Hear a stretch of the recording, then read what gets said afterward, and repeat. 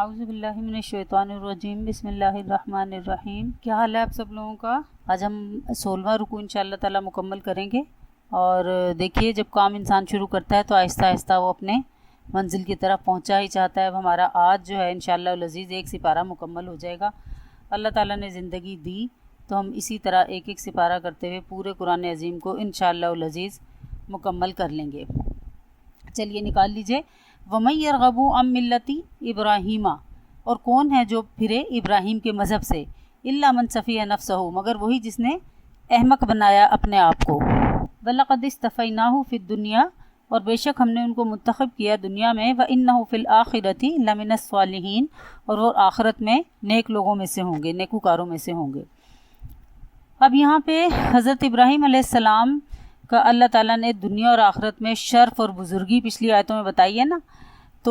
پھر بتایا کہ کیا ہے کہ جو ان کے دین سے انحراف کرے نا وہ بے وقوف ہی ہوگا، یعنی اپنے آپ کو اس نے بے وقوف بنا لیا جس نے ملت ابراہیمی سے انحراف کیا، کیونکہ نبی پاک صلی اللہ علیہ وسلم کی ملت اور حضرت ابراہیم علیہ السلام کی ملت جو ہے وہ عین ایک ہی ہے، کیونکہ حضرت ابراہیم کی اولاد میں سے ہی آگے جو ہے وہ نبی پاک صلی اللہ علیہ وسلم پیدا ہوئے نا۔ تو اب ان دونوں کی ملت ایک ہے، تو جو کوئی دین اسلام کے علاوہ کوئی اور دین پسند کرے یا دین اسلام کے علاوہ کسی دین کو میں انوالو ہو، تو گویا اس نے اپنے آپ کو بے وقوف بنایا، اور پھر بے وقوف بنایا گویا اپنا اس نے خسارہ کیا۔ بے وقوف وہی ہوتا ہے نا جو اپنا کسی نہ کسی حوالے سے نقصان کر لے۔ اذ قال له ربه اسلم، یاد کرو جب کہا اس کو اس کے رب نے کہ فرما بردار ہو جا، یعنی حکم برداری کر۔ قال، کہا، اسلمت لرب العالمین، میں حکم بردار ہوں تمام عالم کے پروردگار کا، کہ میں تمام جہانوں کے پروردگار کے لیے اپنے آپ کو پیش کرتا ہوں یا اس کی فرما برداری میں لے کے آتا ہوں۔ اب آپ دیکھیے کہ حضرت ابراہیم علیہ السلام نے اسلمت لرب العالمین کہہ کے کہ پروردگار عالم کی اطاعت تو اختیار کر لی نا، ٹھیک ہے، پھر اس میں ایک ادب کا قرینہ بھی رکھا کہ اللہ تعالیٰ کے ساتھ کہا کہ وہ تمام جہانوں کا رب ہے، یہ تو ادب کے ساتھ اللہ تعالیٰ کی حمد و ثنا بھی شامل ہو گئی۔ پھر اس میں جو اظہار کیا کہ وہ جو اگلے جملے میں اظہار کیا کہ اسلمتو، دیکھیں جو اسلام قبول کیا یا جو میں نے حکم برداری میں آیا تو اس کو کر کے میں نے کوئی احسان نہیں کیا کسی پہ، بلکہ وہ میرے ہی فائدے کے لیے ہے، کیوں میرے لیے اس کا کرنا کیوں ناگزیر تھا، کیونکہ وہ رب ہے، کس کا رب ہے؟ تمام جہانوں کا۔ جب سارے جہان کا پروردگار وہی ہے تو پھر اس سارے جہانوں کے پروردگار کی اطاعت کے علاوہ اور کوئی انسان کے پاس چارہ نہیں رہ جاتا۔ تو جس نے اختیار کی اس نے اپنا فرض ادا کر کے فرض تو ادا کر لیا اور پھر نفع بھی حاصل کر لیا، ٹھیک، کیونکہ اللہ تعالیٰ نے حضرت ابراہیم علیہ السلام کے بارے میں بہت جگہ یہ کہا کہ وہ وما کان من المشرکین، وہ مشرکوں میں سے نہیں تھا، شرک کرنے والوں میں سے نہیں تھا۔ تو حضرت آدم علیہ السلام سے لے کر نبی پاک صلی اللہ علیہ وسلم تک تمام انبیاء جو آئے ان سب کا مشترکہ دین اور جو ایک نقطۂ وحدت جو تھا وہ توحید تھا،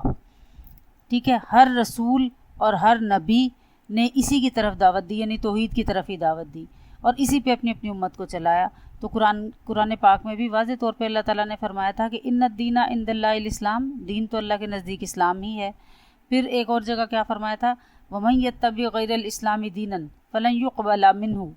جو کوئی شخص اسلام کے علاوہ کوئی دوسرا دین یا مذہب اختیار کرے گا تو وہ اس کے ساتھ یا اس سے وہ قبول نہیں کیا جائے گا۔ اب ظاہر ہے کہ جتنے مذاہب جو ہیں انبیاء علیہ السلام لے کر آئے وہ سب اپنے اپنے وقت میں اللہ کے نزدیک مقبول ترین مذاہب تھے، تو اب وہ سارے کے سارے جو دین تھے نا ان دینوں کا سب کا نام اسلام ہی تھا، اگرچہ نام کچھ بھی رکھ دی جائے، مثال کے طور پہ دین موسیٰ یا دین عیسیٰ، جیسے یہود و نصارہ وغیرہ، نصرانیت یا یہودیت وغیرہ، لیکن سب میں توحید شرط تھی، اور اس توحید کا انہوں نے الٹ کیا تو یہ دین مٹا دیے گئے اور پھر نیا دین اللہ تعالیٰ نے بھیج دیا ان کتابوں میں انحراف کی وجہ سے، کیونکہ کچھ فرشتوں کو اللہ تعالیٰ کی بیٹیاں اور کچھ نبیوں کو اللہ تعالیٰ کا بیٹا کہنا شروع ہو گئے، تو جو اللہ تعالیٰ کا بیسک درس تھا توحید کا وہی نہ قائم رہا، تو پھر اگلا دین اللہ تعالیٰ نے بھیج دیا۔ لیکن اس سارے دین میں کیا چیز شرط تھی کہ ایک چیز وحدانیت جو تھی، جو اللہ تعالیٰ کی وحدانیت، اللہ تعالیٰ کا ایک ہونے کا درس تھا، وہ ان سب میں تھا۔ اور اسی حساب سے حضرت ابراہیم علیہ السلام نے اپنی اولاد کو بھی اسلام کا نام دیا، مسلمہ کا نام دیا. کیوں انہوں نے پیچھے یاد کریں ذرا، وہ دعا نہیں انہوں نے مانگی تھی، ربنا وجعلنا مسلمین لک ومن ذریتنا امۃ مسلمۃ لک، اے ہمارے پروردگار بنا دیجئے ہم دونوں یعنی ابراہیم اور اسماعیل کو مسلم یعنی اپنا فرما بردار. مسلم کا بنیادی جو حرف کا جو بنیادی مطلب ہے وہ فرما بردار، یعنی اللہ تعالیٰ کی جو فرما برداری میں آ جائے، جو اللہ تعالیٰ کے احکامات کو بجا لے، اس کو مسلمان کہا جاتا ہے. تو کیا دعا مانگی تھی کہ اے پروردگار بنا دیجئے ہم دونوں یعنی ابراہیم اور اسماعیل کو مسلمان، اور ہماری اولاد میں سے بھی ایک جماعت کو اپنا فرما بردار بنا دے. پھر کیا آگے دیکھیں، وصیت بھی کی تو کیا کی، ووصّا بہا ابراہیم، اور وصیت کر گیا، یہی وصیت کر گیا ابراہیم بھی بنی ہی اپنے بیٹوں کو، و یعقوبہ اور یعقوب بھی، یا بنیا اے بیٹو، ان اللہ اصطفیٰ لکم الدین، اللہ نے چن کر دیا ہے تم کو دین، فلا تموتن الا وانتم مسلمون، تو تم ہرگز نہ مرنا مگر مسلمان. اب یہاں پہ حضرت ابراہیم علیہ السلام کی یہ جو امتیازی خصوصیت اور جو تجویز تھی نا کہ انہوں نے امت محمدیہ کو بھی اس ملت میں داخل کیا کہ یہی ملت یعنی امت مسلمہ کا جو نام حضرت ابراہیم نے اپنی امت کا نام امت مسلمہ رکھا تھا، جو بھی آپ نے عربی پڑھی ہے، تو جو نبی پاک صلی اللہ علیہ وسلم کی امت تھی اس کا نام بھی امت مسلمہ ہی معروف ہوا. اور اللہ تعالیٰ نے حضرت ابراہیم کے وقت سے لے کے یہاں تک نبی ہمارے یعنی یہ ان دو نبیوں کو، ایک ان کو خصوصیت حاصل تھی کہ انہوں نے اپنی امت کا نام امت مسلمہ رکھا، اور ایک یہ ہمارے نبی کو خصوصیت حاصل ہوئی، اور یہ رکھا کس نے تھا، حضرت ابراہیم علیہ السلام نے. تو اب یہ جو یہود و نصارہ تھے نا، جو کہتے تھے کہ ہم ملت ابراہیم پہ قائم ہیں، اور نصارہ بھی کہتے تھے کہ ہم ملت ابراہیم پہ قائم ہیں،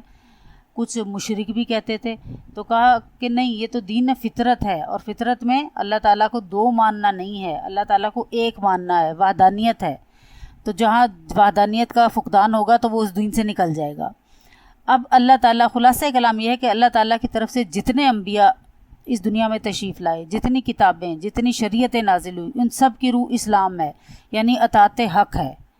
اور اطاعت حق بھی کیسی کہ اپنی نفسانی خواہشات کے مقابلہ میں اللہ تعالیٰ کے جو فرمان ہیں، جو اللہ تعالیٰ، وہ چاہے کسی شریعت میں صحیفوں کی صورت میں آئے ہوں، کتابوں کی صورت میں آئے ہوں، نبیوں کو وحی کی صورت میں آئے ہوں، بالمشافہ جو ہے وہ بات چیت کے ذریعے آئے ہوں، تو اللہ تعالیٰ کی جو اطاعت، جس بھی ذریعے اللہ تعالیٰ کے احکامات ہم تک پہنچے، ان احکامات کو ماننا اور اپنی نفسانی خواہشات کو دبانا. پھر حقیقی اسلام کیا ہے؟ حقیقی اسلام کا بالکل کریکٹ اور رائٹ ڈیفینیشن یہی ہے کہ اپنے اغراض اور خواہشات یعنی نفسانی خواہشات جو بھی ہیں، ان سے بالکل خالی ذہن ہو کے، بالکل پاک ہو کے انسان کو اس بات کی تلاش ہو کہ اللہ تعالیٰ کی رضا کس کام میں ہے اور اس کا فرمان میرے لیے کیا ہے. یہ جو قرآن پاک ہم پڑھتے ہیں، اس میں سے بھی ہم نے یہی نکالنا ہے کہ جو اللہ تعالیٰ نے فرما دیا ہے بس اس پہ ہم نے عمل کرنا ہے. ایک فرما بردار غلام کی طرح ہر وقت ہاتھ باندھے جو بیٹھا رہے گا نا کہ کب اللہ کا حکم آئے اور کس طرف کا حکم آئے تو ہم اسی طرف چل پڑیں، بس وہی مسلمان ہے. اسی کو امت مسلمہ کہا گیا ہے کہ اپنے آپ کو مکمل سپرد کر دیا اللہ تعالیٰ کے. اور پھر طریقہ، ایک ملازم آپ کے پاس ہو، میں دنیاوی طور پہ آپ کو سمجھانا چاہتی ہوں، جو ہر وقت ہاتھ باندھے کھڑا رہے، آپ اسے کہیں پانی پلا دے اور وہ کہتے وہ مالک تو بڑا اچھا ہے، آپ اسے کہیں جا یہ چیز لے آ، سودا لے آ بازار سے، وہ آگے سے کہیں مالک تو بڑا اچھا ہے، تو آپ کیا کریں گے؟ ایک دفعہ، دو دفعہ، 10 دفعہ آپ کو بہت غصہ آئے گا کہ بھئی تو اچھی میری تعریف کرتا ہے، ہاتھ باندھ کے تو کھڑا رہتا ہے، کام تجھے میں بتاؤں تو کوئی کرتا نہیں ہے. تو ہم نے صرف اللہ ایک ہے، اللہ ایک ہے، اللہ پاک ہے، اللہ بزرگ و برتر ہے، صرف اس کی رٹ نہیں لگانی ہے، بلکہ اللہ تعالیٰ نے جو احکامات ہمیں دیے ہیں ان احکامات پہ عمل پیرا بھی ہونا ہے. اس ملازم کی طرح ہاتھ باندھ کے نہیں کھڑے رہنا کہ صرف مالک تو بڑا اچھا ہے، مالک تو میرا بڑا خیال رکھتا ہے، لیکن جب اسے کام بتایا جائے وہ کام نہ کرے. تو ہم اپنی نفسیانی خواہشات کے پیچھے پڑھ کے ہم اللہ کی تسبیح تو ضرور دن میں 2-4 دفعہ نکال لیتے ہیں، یا مختلف اللہ کے نام کا جو ہے ہم وہ ذکر کرتے ہیں، لیکن اللہ کی مانے کوئی نہ، جو اس کے احکامات ہیں اس پہ عمل کسی پہ بھی نہ کریں، تو وہ آپ پھر مسلمان نہیں ہیں، نہ آپ امت مسلمہ میں داخل ہیں، کیونکہ آپ نے اپنے آپ کو سونپا نہیں ہے، اللہ کی ول پہ نہیں سونپا. اور ول پہ سونپنا بھی کس طرح ہے، کس طریقے کے مطابق سونپنا ہے، کسی پیر فقیر کے بتائے ہوئے طریقے کے مطابق نہیں سونپنا ہے، بلکہ جو اللہ تعالیٰ نے شریعت دی، اپنے انبیاء کرام کے ذریعے دی، صالحین کے ذریعے ہمیں بتائی، جو شریعت ہم تک اللہ اور اس کے رسول نے پہنچائی، بس وہی شریعت کا طریقہ جو ہے، اس میں نہ کچھ کمی اور نہ کچھ زیادتی، نہ اس میں کچھ افطرا ہو، نہ کچھ غلو سے کام لیا ہو، کچھ کانٹ چھانٹ بھی نہ کی ہو اور کچھ زیادتی بھی نہ کر دی ہو، کہ جیسے بعض لوگ نبی پاک صلی اللہ علیہ وسلم کے عالم الغیب ہونے پہ اتنا زیادہ کرتے ہیں۔ عالم الغیب ہونا اللہ تعالیٰ کی صفت ہے۔ نبی پاک صلی اللہ علیہ وسلم کو غیب کا علم دیا گیا، جس وقت جہاں جہاں جتنا جتنا اللہ نے چاہا اتنا دیا گیا، وہ کل عالم الغیب نہیں تھے۔ اگر عالم الغیب ہوتے تو واقع افق کے مطابق وہ حضرت عائشہ سے 1 مہینہ ناراض نہیں رہتے۔ ناراض کیا، پریشانی میں، جس تردد اور جس ٹینشن میں وہ رہے تو وہ نہ رہتے، انہیں پتہ لگ جاتا کہ یہ ہار گما تھا اور ہار کے چکر میں یہ پیچھے رہ گئی تھی۔ لوگوں کی باتیں جو تھیں وہ جو ان کو ستا رہی تھی، جس کی وجہ سے دل میں اتنا قلق پیدا ہو رہا تھا، وہ نہ ہوتا۔ تو اس طرح دین میں نہ کوئی افطرا، نہ کسی قسم کا کوئی افطرا، اور نہ کوئی اس میں کانٹ چھانٹ، نہ کوئی غلو کہ غلو سے کام لیا جائے۔ وہ دونوں راستوں کے درمیان کا راستہ جو ہے، جو اللہ اور اس کے رسول نے بتایا، صرف وہی قابل قبول ہے۔ پھر اب یہاں دیکھیے کہ حضرت ابراہیم علیہ السلام جو ہیں وہ اپنی اولاد کو وصیت کر رہے ہیں۔ کیا وصیت کر رہے ہیں کہ ان اللہ اصطفیٰ، بے شک چن کر دیا اللہ نے، لکم الدین، تم کو دین، فلا تموتن الا وانتم مسلمون، تو تم ہرگز نہ مرنا مگر مسلمان۔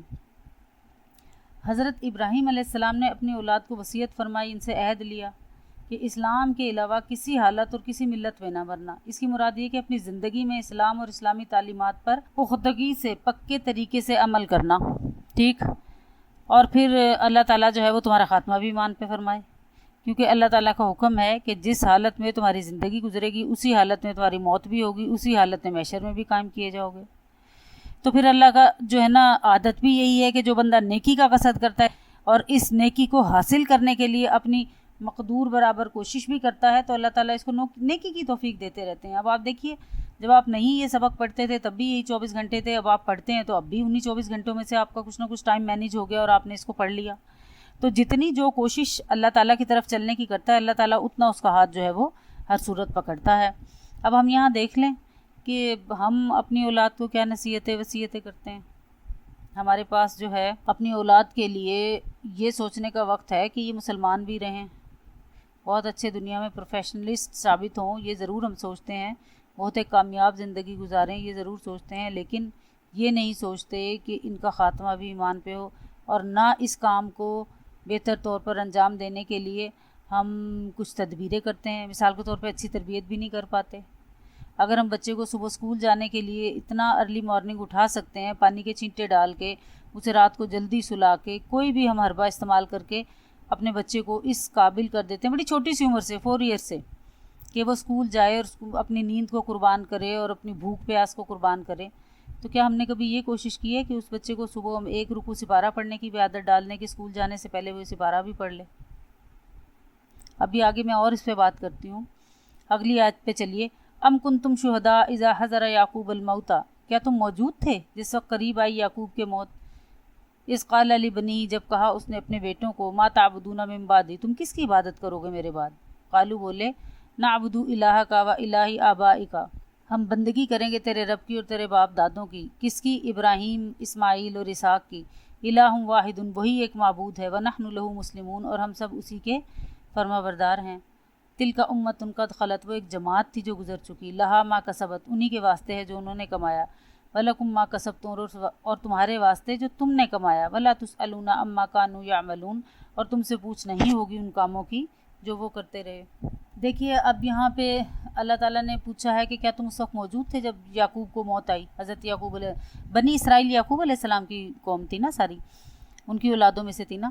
تو اس وقت جب اللہ تعالیٰ کا یہ حضرت یعقوب علیہ السلام اس دنیا سے جا رہے تھے تو انہوں نے اپنے بیٹوں کو کیا کہا؟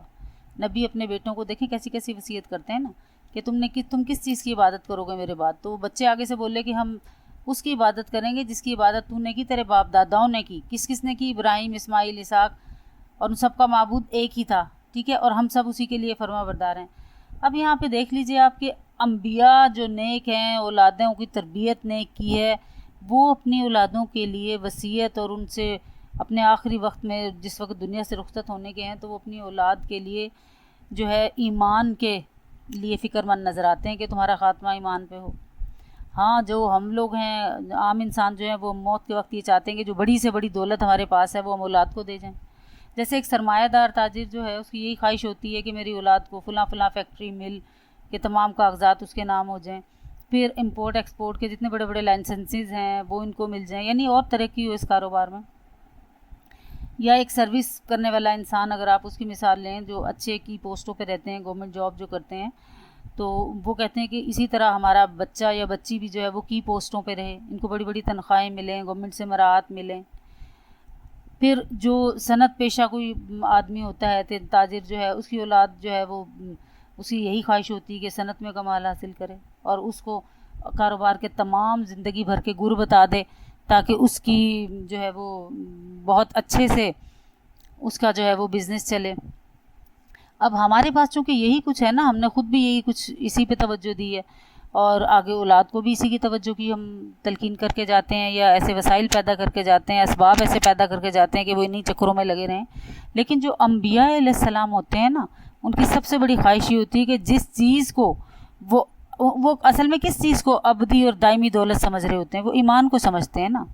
تو وہ کہتے ہیں کہ جیسا ایمان کی ابدی دولت ہمیں ملی ہے نا، ان کی اولاد کو بھی پوری کی پوری اسی طرح مل جائے۔ اس کے لیے وہ دعائیں بھی کرتے ہیں، کوششیں بھی کرتے ہیں، آخری وقت میں وصیتیں بھی کرتے ہیں، جیسے آپ نے یہاں سے دیکھا۔ یہاں سے ہمارے لیے یہ بھی سبق ایک ملتا ہے اس آیت سے کہ اگر ہم اولاد کی دین کی طرف توجہ کریں، ان کے اخلاق سنوارنے کی طرف توجہ کریں، تو اس سے بڑی وراثت اور کوئی نہیں ہے جو ہم ان کے لیے چھوڑ کے جائیں۔ ذرا ٹھنڈے دل سے غور کیجئے کہ کیسی عجیب بات ہے کہ ہم اپنے بچے کو صرف دھوپ کی گرمی سے بچانے کے لیے تو ساری توانائیاں خرچ کر دیتے ہیں، امبریلا بھی لے کے دے دی، اچھی گاڑی میں اس کو اسکول بھیجا، جب وہ آئے تو جھٹ سے وہ سائے میں آ جائے۔ گھروں کے سٹرکچر ہم اس طرح کے بناتے ہیں کہ میکسیمم سایہ ہمارے سروں پہ رہے، لیکن جو دائمی آگ ہے، جو دائمی عذاب ہے، اس سے بچانے کے لیے ہم کوئی دھیان ہی نہیں کرتے۔ عجیب بات نہیں ہے کہ بچے کے بدن سے جو ہے نا وہ پھانس نکالنے میں تو سارے ذرائع اور وسائل ہم استعمال کر دیں، لیکن اسے بندوق کی گولیوں کے بالکل آگے بھننے کے لیے ڈال دیں کہ اس کی کوئی تربیت ہی نہ کریں۔ تو اس دنیا کی مشکلیں اور اس دنیا کی پریشانی اور آخرت کے جو عذابات ہیں، ان میں تو آپس میں کوئی مماثلت ہی نہیں ہے۔ دنیا میں ہم کہتے ہیں کہ ہمارا بچہ فجر کے وقت نہ اٹھے کیونکہ ساری رات پڑھتا رہا ہے، تو اس کی فجر کی نماز قضا کرا دیں، کوئی حرج نہیں ہے۔ لیکن اس نماز قضا کرنے کے چکر میں جو آخرت میں ہمیں عذاب ملنے والا ہے، تو اس میں کون سی نیند اور کون سا سکھ سکون حاصل ہونے والا ہے جو ہم اپنے بچے کے لیے خرید رہے ہیں اور بچے کو اس بات کا عادی بنا رہے ہیں۔ اگر وہ ساری رات دنیا کے کسی کام کے لیے پڑھ سکتا ہے تو پھر اس کو فجر بھی پڑھوا ہی دینی چاہیے۔ لیکن بس یہی فرق ہے اللہ تعالیٰ کے نیک بندوں میں اور عام لوگوں میں کہ عام لوگوں کا مطمع نظر چونکہ یہ دنیا ہی ہوتی ہے، تو ان کے سارے جو بھاگ دوڑ کے ذرائع ہیں وہ اس دنیا کو ہی حاصل کرنے پہ خرچ ہو جاتے ہیں، اور جو اللہ تعالیٰ کے ولی ہوتے ہیں، انبیاء ہوتے ہیں، ان کی ساری دوڑ دھوپ آخرت کے لیے ہوتی ہے، تو وہ اپنی اولاد کو بھی صرف آخرت کی تلقین اور وصیتیں بھی جو ہے وہ آخرت کے ہی بارے میں کرتے ہیں۔ ہم میں سے کبھی کسی نے مرتے وقت یہ کہا ہے یا کبھی سنا آپ نے، یا ہمارا دھیان کبھی گیا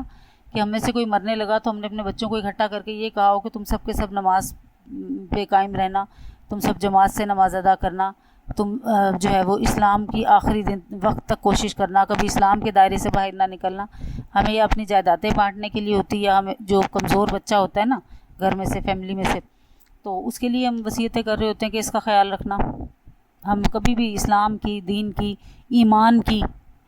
ابدی جو ترقی اور کامیابی کی سیڑھیاں ہیں ان پہ پاؤں بچوں کو رکھنے ہی نہیں دیتے۔ تو بس یہی ہم نے سیکھا اس آیت سے کہ جب انبیاء اپنے بچوں کے بارے میں اتنے فکر مند تھے کہ وہ ان سے پوچھتے تھے کہ تم کس کی عبادت کرو گے ہمارے بعد، اور تم نہ مرنا مگر یہ کہ تم مسلمانی کی حالت میں ہو، تو ہم جو اتنے بدرجہ تم گنہگار ہیں، جو دنیا دار ہیں، تو ہم اپنے بچوں کو کس قسم کی تربیت کریں کہ وہ آخری ان کا جو ہے اعمال نامہ یا آخری آپ کہہ لیں جو حساب کتاب ہو، حالت مسلمانی میں ہی ان کا کھلے، اور یہ نہ ہو کہ وہ کوئی ایسا کام کر بیٹھیں کہ وہ مسلمانوں کی ہی لائن سے نکل جائیں، اسلام کی ہی لائن سے نکل جائیں۔ پھر آگے اللہ تعالیٰ نے فرمایا تلک امۃ قد خلت، وہ ایک جماعت تھی جو گزر چکی، لہا ما کسبت، ان کے واسطے ہے جو انہوں نے کمایا، ولکم ما کسبتم، اور ان کے واسطے جو تم نے کمایا، ولا تسألون عما کانوا یعملون، اور تم سے پوچھ نہیں ان کاموں کی جو انہوں نے کیے۔ اب یہاں پہ نا ایک چھوٹی سی بات آپ کو بتانی تھی کہ جو یہود و نصارہ تھے نا، اگر کچھ بھی کر لیں، کیونکہ ہمارے انبیاء باپ دادوں میں گزرے ہیں، تو ہمیں ہر صورت جو ہے وہ آگ سے نجات ملے گی، یا ہر صورت ہمیں جنت ہی ملے گی۔ اور کچھ یہ کہتے تھے کہ جو ماں باپ کے گناہ ہیں وہ ہر صورت اولاد کے آگے آتے ہیں، تو ان دونوں باتوں کی اللہ تعالیٰ نے تردید کر دی کہ ان کے لیے وہ ہے جو انہوں نے کیا، وہ ایک جماعت تھی جو گزر چکی، وہ اپنا کر کے جو کر گئی چلی گئی، اور تمہارے لیے وہ ہے جو تم نے کیا، اور تم سے پوچھ نہیں ہوگی جو وہ کرتے تھے۔ گویا ہر انسان کا اللہ تعالیٰ نے حساب کتاب کا طریقہ بتا دیا کہ سب کا الگ الگ حساب کتاب ہونا ہے، کسی کا کسی کے ساتھ کوئی لنک نہیں ہے۔ ہاں ایک بات ہے کہ جتنے انبیاء جو کرتے تھے نا تعلیم و تبلیغ، سب سے پہلے وہ اپنے اولاد کے لیے کرتے تھے، گھر والوں کے لیے کرتے تھے۔ تو سب سے زیادہ جو ہماری تبلیغ کے حقدار ہیں یا ہمارے اچھے سلوک کے، وہ ہمارے گھر والے ہیں، کیونکہ سب سے زیادہ جو سہل اور مفید راستہ ہے نا وہ یہی ہے کہ ہر گھر کا جو ذمہ دار ہے نا وہ اپنے اہل عیال کو حق بات سکھائے اور اس پر عمل کرانے کی اپنی کوشش پوری دل و جان سے کرے۔ اس طرح اگر تعلیم و تبلیغ کا دائرہ سمٹ کے صرف گھروں کی حد تک رہ جائے نا تو پھر کیا ہوگا کہ پورا معاشرہ خود بخود سمٹ جائے گا، ہر شخص اپنی رعیت کا جو ہے وہ نگہبان ہے نا، تو پوری قوم کو سکھلانے کی ہم معنی یہ بات ہو جائے گی اگر آپ اپنے گھر والوں کو سکھلا دیں، کیونکہ قرآن کریم نے اسی تنظیمی اصول کے پیش نظر ارشاد فرمایا ہے کہ یا ایھا الذین آمنوا قوا انفسکم و اہلیکم نارا، اے ایمان والو بچاؤ اپنے آپ کو اور اپنے اہل و عیال کو بڑی آگ سے، ٹھیک ہے۔ تو اب اہل و عیال کو یعنی سب سے پہلا جو درجہ ہے ہمارے دائرۂ عمل کا وہ کون سا ہے؟ گھر والوں کا ہے۔ پھر نبی پاک صلی اللہ علیہ وسلم کو جو رہتی دنیا تک کے لیے ہدایت کے لیے آئے تھے تو ان کو بھی سب سے پہلا حکم یہ دیا گیا تھا وَأَنذِرْ عَشِيرَتَكَ الْأَقْرَبِينَ، اور اپنے قریبی رشتہ داروں کو اللہ کے عذاب سے ڈرائیے۔ پھر کیا کہا تھا؟ وَأْمُرْ أَهْلَكَ بِالصَّلَاةِ وَاسْتَبِرْ عَلَيْهَا، یعنی اپنے اہل عیال کو نماز کا حکم کیجیے اور خود بھی اس کے پابند رہیے۔ تو حضرت صلی اللہ علیہ وسلم نے ہمیشہ اس کی تعمیل بھی فرمائی۔ اچھا پھر اس میں ایک حکمت بھی پوشیدہ ہے نا کہ جب کسی شخص کے اہل و عیال یا قریبی خاندان کے لوگ ان کے اس شخص کے نظریات یا عملی پروگرام میں اس کے ساتھ ہو جائے نا تو پھر اس کی تعلیم و تبلیغ دوسروں پہ بڑا گہرا اثر رکھتی ہے، مؤثر ہوتی ہے۔ جب حضرت صلی اللہ علیہ وسلم مکہ میں تھے اور ابتداءً ابھی اسلام شروع ہوا تھا اور ان کے اپنے گھر والے اسلام نہیں لے کر آئے تھے تو پھر ان کو کیا جواب ملتا تھا کہ خاندان قریش کو تو آپ ضرور کر لیں، پہلے اپنے گھر والوں کی تو خبر لے لیں۔ تو جب خاندان میں اسلام پھیل گیا فتح مکہ کے بعد اس کی تعمیل ہو گئی تو اس کا نتیجہ بھی بہت زبردست ظاہر ہوا، اور اللہ تعالیٰ نے پھر بتایا نا یدخلون فی دین اللہ افواجا، لوگ اللہ کے دین میں فوج در فوج داخل ہوں گے۔ کیوں کہ اب سارا قبیلہ ساتھ ہو گیا تھا نا، اہل و عیال سارے ساتھ ہو گئے تھے۔ تو اس لیے سب سے پہلے اپنے گھر والوں کے ساتھ کیجئے، گھر والے اگر آپ کے ساتھ اس کام میں شریک ہو جائیں گے تو یہ کام آسان اور دوسروں کے لیے پر اثر ہو جائے گا۔ آگے چلیے وقالوا کونوا ھودا او نصارا تہتدوا، اور کہتے ہیں کہ ہو جاؤ یہودی یا نصرانی تو تم راہ پالو گے۔ قل کہہ دے بل ملت ابراہیم حنیفا، ہرگز نہیں بلکہ ہم نے تو اختیار کی راہ ابراہیم کی جو یکسو تھا ایک طرف کا تھا، وما کان من المشرکین، اور نہیں تھا وہ شرک کرنے والوں میں سے۔ یہ وہی ان کی پرانی رٹ تھی نا کہ یہودی ہو جو یا نصرانی ہو جو، بس یہ دو فرقے ہی ہیں ہدایت پہ، باقی تو کوئی ہے ہی نہیں۔ تو یہاں حضرت ابراہیم علیہ السلام کی اللہ تعالیٰ نے جو ہے وہ تعریف بیان فرمائی ہے کہ وہ تو یکسو تھا، یعنی اپنے آپ کو ایک طرف کا اس نے کر لیا تھا، حالانکہ سخت بت پرستی کے اس میں وہ پیدا ہوا تھا، اس کے خاندان کا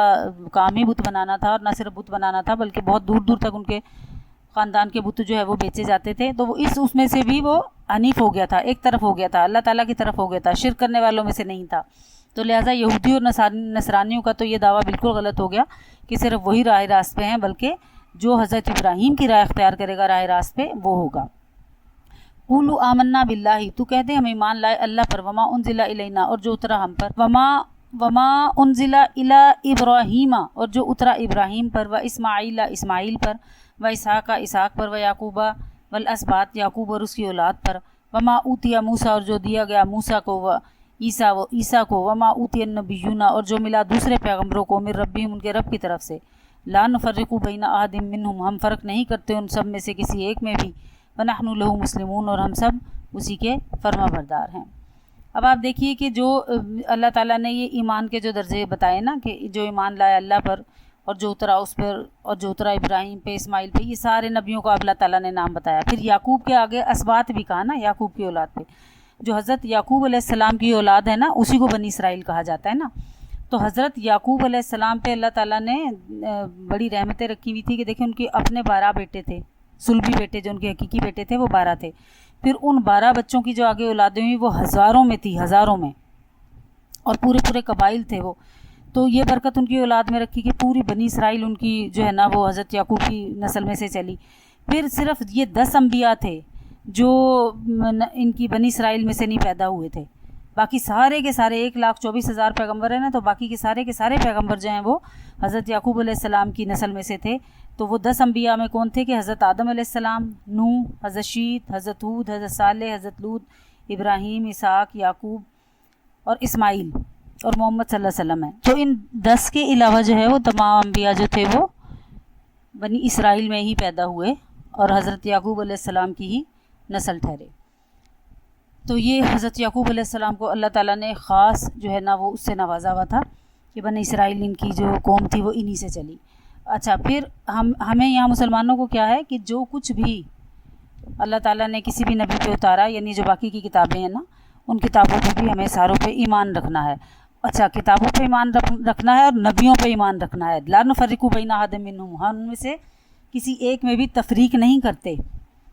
کسی نبی کو کسی نبی سے چھوٹا بڑا اونچا نیچا نہیں جانتے۔ اگر ہم ایسا جانیں گے، اگر ہم میں سے کوئی یہ کہے کہ حضرت محمد صلی اللہ علیہ وسلم پہ تو ہم ایمان رکھتے ہیں لیکن حضرت عیسیٰ پہ ایمان نہیں رکھتے، تو ہم کافر ہو جائیں گے، ٹھیک ہے۔ مسلمان کے لیے تمام انبیاء پہ ایمان لانا ضروری ہے۔ جو یہودی تھے وہ حضرت موسیٰ پہ رک گئے، اور جو نصرانی تھے وہ حضرت عیسیٰ پہ آ کے ٹھہر گئے اور نبی صلی اللہ علیہ وسلم پہ ایمان نہیں لائے، تو اسی لیے وہ مسلمانی کے اس میں نہیں داخل ہو سکے۔ تو لہٰذا کسی نبی میں کوئی تفریق ہم نہیں کریں گے، کسی اور ایک نبی کی جو توہین ہے نا، توہین رسالت صرف نبی پاک صلی اللہ علیہ وسلم کی توہین نہیں ہے، بلکہ تمام انبیاء میں سے کسی بھی نبی کے متعلق کوئی بھی ایسا جملہ جو غلط منہ سے ہم نکالیں گے تو ہم توہین رسالت کے ہی زمرے میں آئیں گے۔ فَإِنْ آمَنُوا بِمِثْلِ مَا آمَنْتُمْ، سو اگر تم بھی ایمان لاؤ جس طرح وہ ایمان لائے، فقد اہتدوا، تو ہدایت پائی انہوں نے بھی، وَإِنْ تَوَلَّوْا، پھر اگر وہ پھر جائیں، فَإِنَّمَا هُمْ فِي شِقَاقٍ، تو وہی ہیں ضد پر، فَسَيَكْفِيكَهُمُ اللَّهُ، سب کافی ہے تیری طرف سے ان کو اللہ، وہ سمیع العلیم، وہی سننے والا جاننے والا ہے۔ کون سا ایمان اللہ تعالیٰ نے کہا ہے اس آیت میں؟ فَإِنْ آمِنُوا بِمِثْلِ مَا آمَنْتُمْ، یعنی وہ لوگ جو باقی کے سارے لوگ ہیں وہ بھی ایسا ہی ایمان لائے جیسے تم ایمان لائے، تو بس پھر سمجھ لو وہ ہدایت پر ہیں، کیونکہ اللہ تعالیٰ نے اس آیت میں ایمان کو ایک مثالی نمونہ قرار دے دیا ہے، حکم دے دیا ہے کہ اللہ تعالیٰ کے نزدیک مقبول اور معتبر صرف وہ اس طرح کا ایمان ہے جو اللہ کا رسول اور صحابہ نے اختیار فرمایا، اور جو اعتقاد اس سے مختلف ہو، ان دونوں حضرات کی باتوں سے جو مختلف ہوگا، تو وہ اللہ کے نزدیک مقبول نہیں ہے۔ بس ہمیں جان لینا چاہیے کہ کیا کام صحابہ نے کیے، کیا نبی نے کیے، بس اس دائرے کار میں ہم نے رہنا ہے، اس سے دائیں بائیں نہیں ہونا۔ تو پھر کیا کہہ دیا کہ پھر اللہ فَسَيَكْفِيكَهُمُ اللَّهُ، پھر کافی ہے تیری طرف سے ان کو اللہ، وہ السمیع العلیم، وہی سننے والا جاننے والا ہے، یعنی اگر کوئی نہ مانے تو پھر اللہ تعالیٰ کافی ہے۔ صبغۃ اللہ، ہم نے قبول کر لیا رنگ اللہ کا، ومن احسن، کون زیادہ بہتر ہے، کس کا رنگ اس سے بہتر ہے، من اللہ، اللہ سے، صبغۃً رنگ، یعنی ومن احسن من اللہ صبغۃً، اور کس کا رنگ بہتر ہے اللہ کے رنگ سے، ونحن لہ عابدون، اور ہم اسی کی بندگی کرتے ہیں۔ یہاں پہ یہ جو نصارہ تھے نا، ان کی ایک کبھی سی رسم تھی، اس کا ذکر ہے کہ وہ یہ کرتے تھے کہ جو بھی کوئی ان میں سے نصرانی ہو جاتا تھا نا، یا نیا بچہ پیدا ہوا ہے، کسی دوسرے مذہب سے کوئی نصرانیت میں داخل ہوا ہے، تو وہ کیا کرتے تھے کہ اس کو ایک 7ویں روز نا ایک رنگین پانی میں نہلاتے تھے، اور کوئی ختنہ وغیرہ تو اس کی کرتے نہیں تھے، اور بچے کو طہارت دینے کے لیے وہ جو ہے نا زرد رنگ کا ایک پانی گھولا ہوا ہوتا تھا، تو اس میں نہلا کے کہتے تھے کہ اب یہ بڑا اچھے رنگ، بڑا نا دھل گیا ہوا ہے اور اچھا خاصا نصرانی ہو گیا ہے۔ تو اللہ تعالیٰ نے یہاں بتایا ہے کہ جو اللہ تعالیٰ کا رنگ ہے نا، جو اللہ تعالیٰ کا رنگ یعنی دین اسلام ہے، ایمان کا جو رنگ ہے، وہ ظاہری اور باطنی پاکی کی ضمانت ہے اور باقی رہنے والا بھی ہے، ٹھیک ہے۔ پھر یہاں پہ ایک اور بڑی باریک اور لطیف بات اللہ تعالیٰ نے بتائی ہے کہ دین اور ایمان کا جو ایک گہرا رنگ ہے نا، وہ انسان کے چہرے اور بشرے سے نظر آنا چاہیے، یعنی وہی بات جو میں نے آپ کو پیچھے بتائی ہے کہ اللہ اللہ کی ہم تسبیحیں سارا دن کرتے رہیں، توبہ استغفار کا ہم منہ سے ذکر کرتے رہیں، لیکن ہمارے اعمال میں کہیں توبہ استغفار کی کوئی برکت نظر نہ آئے کہ ہم واقعی میں کسی گناہ سے بچ رہے ہیں یا کسی گناہ کو سے ہٹنے کی کوشش کر رہے ہیں۔ تو جب اللہ تعالیٰ اور اس کے رسول کے بتائے ہوئے دین پہ آپ چلیں تو اس دین کا ایک رنگ آپ کے اوپر نظر آئے، بالکل ویسے ہی جیسے کچھ خواتین پردے کے لیے کہہ دیتی ہیں پردہ تو دل میں ہے، پردہ تو آنکھوں میں ہے، ہماری آنکھ بڑی صاف ہے، ہمارا دل بڑا صاف ہے، ہمیں ظاہری پردے کی ضرورت ہی نہیں ہے۔ تو اگر آپ کی آنکھ اور دل صاف ہے تو آپ کے اوپر اس کا اظہار پردے کی ہی صورت میں ہوگا، اس کے علاوہ کوئی نہیں۔ کوئی شخص یہ کہے میرے دل میں ایمان ہے لیکن جو ماتھا ہے اس کا وہ اللہ تعالیٰ کی زمین پہ کبھی اس کے لیے نہ ٹکرائے، تو وہ اپنے دل کے ایمان کا عملی جو اظہار ہے وہ تو نماز کی صورت میں ہی تھا نا، تو وہ تو نہیں ہوا پھر۔ تو دل کا ایمان یا چہرے کا رنگ یا آپ کا گیٹ اپ یا آپ جو بھی کچھ آپ کے اندر ہے نا وہ آپ کے ظاہر سے ظاہر ہوتا ہے. یہیں اللہ تعالیٰ نے بتا دیا کہ سب سے اچھا رنگ اللہ کا ہے، اور کس کو اس سے اچھا رنگ کس کا ہے. وَنَحْنُ لَهُ عَابِدُونَ، ہم اسی کی بندگی کرتے ہیں. تو جب اگر ہم نے اللہ کا رنگ اپنایا ہے، اللہ کے رنگ کو ہم مانتے ہیں، تو پھر وہ ہمارے اوپر نظر بھی آنا چاہیے، یعنی ایمان کی علامت ہونی چاہیے. مومن کے ایمان کی علامت جو ہے وہ اس کے چہرے سے ظاہر ہوتی ہے. قُلْ أَتُحَاجُّونَنَا فِي اللَّهِ، تو کہتے کہ تم کیوں جھگڑتے ہو ہم سے، وَهُوَ رَبُّنَا وَرَبُّكُمْ، یعنی اللہ کی نسبت ہم سے کیوں جھگڑتے ہو، حالانکہ وہ رب ہے ہمارا اور تمہارا. یہ جھگڑتے تھے نا کہ ہمارے علاوہ کوئی تمہیں نہیں جنت میں نہیں جائے گا. اور اگر جو یہ دو فرقے ہیں، یہ یہودی ہو یا نصرانی ہو، تو بس جنت انہی کے لیے. تو اب جو ہے نا وہ اللہ تعالیٰ فرما رہا ہے کہ تم اللہ کی نسبت کیوں جھگڑ رہے ہو کہ اللہ صرف جو ہے انہی کو جنت میں لے کے جائے گا. وہ تو رب ہے ہمارا اور تمہارا دونوں کا. وَلَنَا أَعْمَالُنَا، ہمارے لیے ہمارے اعمال ہیں. وَلَكُمْ أَعْمَالُكُمْ، اور تمہارے لیے تمہارے عمل ہیں. وَنَحْنُ لَهُ مُخْلِصُونَ، اور ہم تو اسی کے لیے خالص ہیں. یعنی جو کوئی بھی جو حرکت کرے گا وہ اپنا کیا ہوا خود بھگتے گا. ام تقولون ان ابراہیم، کیا تم کہتے ہو کہ ابراہیم و اسماعیل و اسحاق و یعقوب والاسباط، اسماعیل، اسحاق، یعقوب اور اس کی اولاد، کانوا ہودن و نصارا، یہودی تھے یا نصرانی. اب ان کا اس بات پہ بھی زور تھا نا کہ یہ یہودی تھے، یہودی کہتے تھے یہودی تھے، نصرانی کہتے تھے نصرانی تھے. کہہ دے اللہ تعالیٰ نے اس کا جواب دیا ہے، قل کہہ دے انتم عالم من اللہ، کہ تم کو زیادہ خبر ہے یا اللہ زیادہ جانتا ہے وہ یہودی تھے یا نصرانی تھے. ومن ازلم ممن کتم شہادتاً، اور اس سے بڑا ظالم کون ہے جس نے چھپائی وہ گواہی، اندہ جو ثابت ہو چکی، من اللہ، اللہ کی طرف سے. وما اللہ بغافل عما تعملون، اور اللہ بے خبر نہیں ہے تمہارے کاموں سے. تلک امۃ قد خلت، وہ ایک جماعت تھی جو گزر چکی. لہا ما کسبت، ان کے واسطے ہے جو انہوں نے کمایا. ولکم ما کسبتم، اور تمہارے واسطے جو تم نے کمایا. ولا تسألون عما كانوا يعملون، اور تم سے ان کی پوچھ نہیں ہوگی یا ان کاموں کی پوچھ نہیں ہوگی جو وہ کرتے رہے. یہاں پہ در حقیقت اللہ تعالیٰ نے اخلاص کی حقیقت، نحن لو مخلصون نا، ہم اسی کے لیے فرما بردار ہیں، اسی کے لیے خالص ہیں. تو اخلاص کی حقیقت اللہ تعالیٰ نے بتائی ہے کہ امت مسلمہ یعنی ہمیں یا نبی پاک صلی اللہ علیہ وسلم کی جو امت ہے اس کی خصوصیت یہ بتلائی ہے کہ وہ اللہ کے لیے مخلص ہے، خالص اسی کے لیے ہے. اس کا ہر کام اور اچھائی میں جو ہے نا اخلاص ہوتا ہے. اور اخلاص کے معنی سعید بن جبیر رحمۃ اللہ علیہ نے یہ فرمایا ہے کہ انسان دین میں مخلص ہو کہ اللہ کے سوا کسی کو اس میں شریک نہ ٹھہرائے اور اپنے عمل کو خالص اللہ کے لیے رکھے. لوگوں کے دکھلانے یا ان کی جو تعریفی کلمات ہیں ان کو سننے کے لیے نہ وہ کوئی بھی اچھا کام کرے. اچھا، اب ایک بڑی پیاری بات میں نے پڑھی کہ بعض بزرگوں نے فرمایا کہ اخلاص ایسا عمل ہے جس نہ تو اس کو فرشتے پہچان سکتے ہیں کہ یہ بندہ اخلاص میں ہے کہ نہیں، اور نہ شیطان. وہ صرف بندے اور اللہ تعالیٰ کے درمیان کا ایک راز ہے. اللہ تعالیٰ ہی بہتر جانتے ہیں ہمارے اخلاص کو. اللہ تعالیٰ ہمارے پڑھنے پڑھانے میں بھی اخلاص رکھے، جو بھی ہم عمل کریں اس میں اخلاص رکھے، ریا اور نمود سے ہمیں ہمیشہ ہمیشہ کے لیے دور کر دے. جو کچھ پڑھا سنا اس پہ عمل کی توفیق عطا فرمائے. وآخر الدعوانا الحمد للہ رب العالمین.